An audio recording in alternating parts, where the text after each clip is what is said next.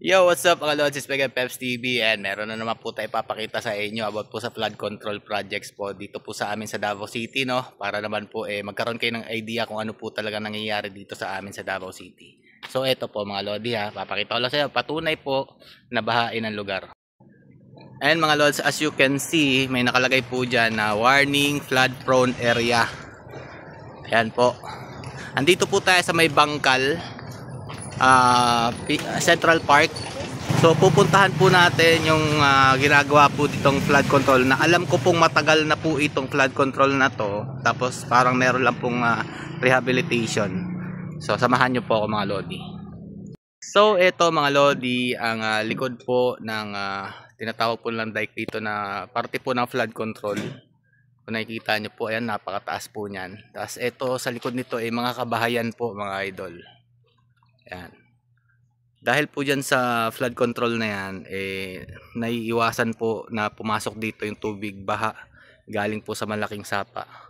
Yan po. Pupuntahan po natin yung ginagawa po na at saka ongoing po itong paggawa dito mga Lodi. Ayan po. Titingnan po natin, nandun daw po yung daanan sa unahan. Ayan po. Puntahan natin. So ito pala yung sinasabi lang tulay mga idol. Ayan. Papakita natin kung ano pong sitwasyon dito ngayon. Yan. So medyo mataas yan, no? Ayan, napakalawak po ng sapa na yan mga idol.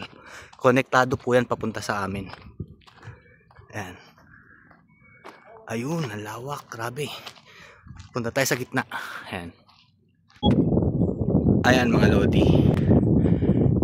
Ito po yung sapa dito sa amin. Yung sinasabi ko po sa inyo, nasa baba po nito ang mga bahay. Tapos nagkaroon na po ng tulay dito. Tapos ito po yung kabilang parte. Yan. Yan. Hindi pa po natatapos yung iba. Pero tingnan nyo po kung gaano yan kapulido mga Lodi, kung gaano kalalaki yung bakal nyan. Nakikita nyo naman po kung gaano po kakapal yung buhos o semento na ginamit dyan. Tapos meron pa po yan sa ibaba. Yan, nakikita po natin. Bali high school or college na po ako nun. And meron na po yan. Parang itong nire-rehab lang po dito. Ito, dinagdagan po nila dyan mga Lodi. Pero ito yan po. Yan po yung pinakauna. Hanggang ngayon nag-i-exist pa rin po siya mga Lodi, no. Ano.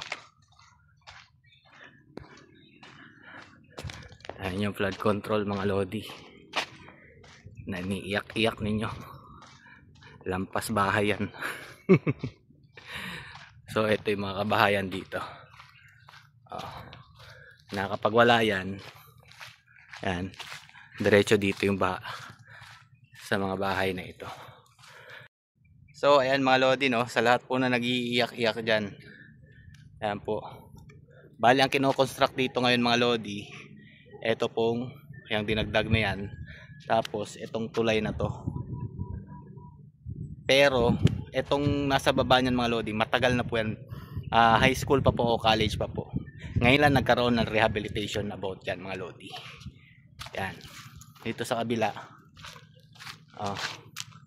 Ayan po, nakikita nyo, ayan po yung flood control dito. So ayan po mga Lodi, no, abangan nyo pa po yung mga susunod na ipapakita ko sa inyo.